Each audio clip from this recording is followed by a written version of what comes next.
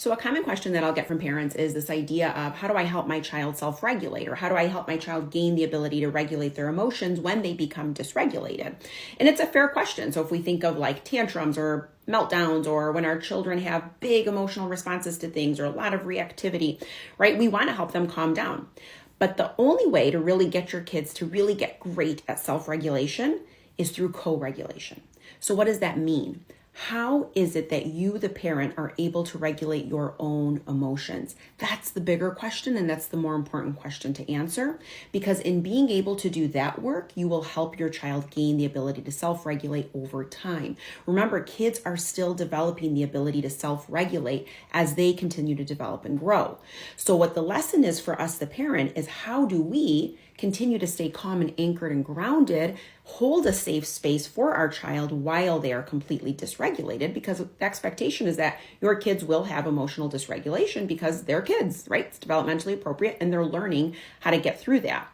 So I teach a 4-step process that I call PAR. It stands for pause, acknowledge, respond, reflect, to parents that I coach. And this Friday, I'm hosting a free webinar. It's from 12 o'clock to 1 o'clock Eastern Standard Time. You can find more information if you go into my bio and sign up. It's free, and I will teach you the tools, how to implement it in your own home so you can gain the ability to self-regulate, and in doing so, you will co-regulate with your child.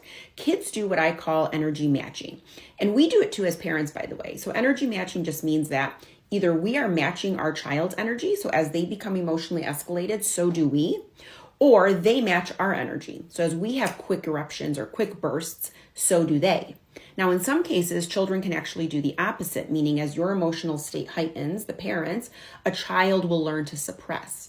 Neither of those scenarios are what we want. What we really want is to use this as an invitation to do the work that we need to do to gain the ability of being able to calm ourselves down when that's happening. And sometimes it requires, a big part of it is doing some reflection. How are we programmed to respond?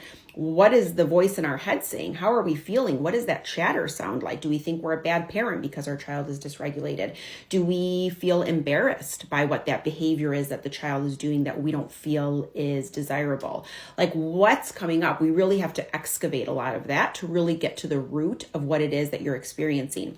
That's going to dramatically shift the way you respond. So instead of reacting, you're going to learn how to thoughtfully respond, tune in, and connect. And in doing so, self-regulation will emerge.